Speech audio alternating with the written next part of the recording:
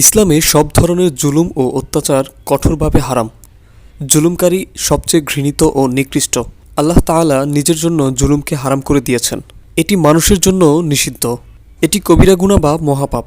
কোরআন সুন্নাহর একাধিক বর্ণনায় বিষয়টি সুস্পষ্টভাবে উঠে এসেছে।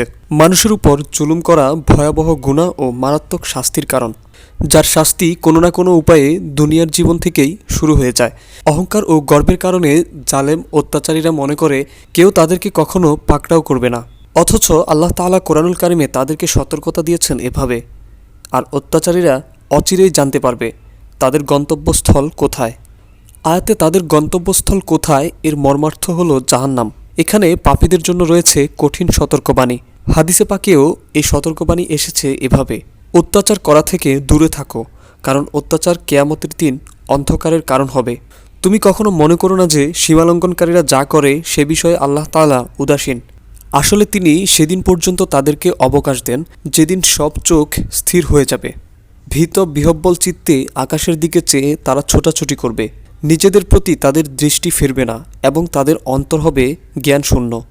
হে নবী, আপনি সেদিন সম্পর্কে মানুষকে সতর্ক করুন যেদিন তাদের শাস্তি আসবে, যখন সীমালঙ্ঘনকারীরা বলবে, হে আমাদের প্রভু, আমাদেরকে কিছু সময়ের জন্য অবকাশ দাও, আমরা তোমার আহ্বানে সাড়া দেব এবং রাসূলদের অনুসরণ করব। তখন তাদেরকে বলা হবে, তোমরা কি আগে শপথ করে বলতে না যে তোমাদের কোনো পতন নেই?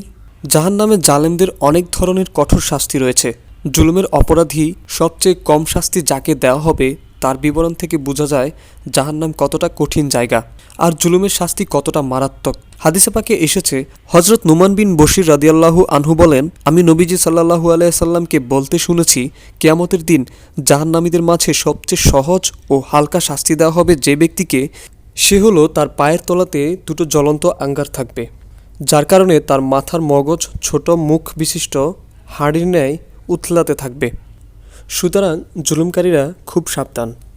জালেম ও জুলুমের শাস্তি হবে কঠিন।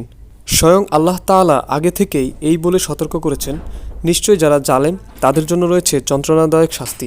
মুমিন মুসলমানদের উচিত জুলুম থেকে বিরত থাকা, জুলুমের সহযোগিতা থেকে বিরত থাকা। কোরআন সুন্নাহর সতর্কবার্তা অনুযায়ী নিজেদের জুলুম থেকে বিরত রাখা ঈমানের একান্ত দাবি। আল্লাহ তাআলা মুসলিম উম্মাহর সবাইকে জুলুম ও জালেম হওয়া থেকে বিরত থাকার তৌফিক দান করুক। আমিন।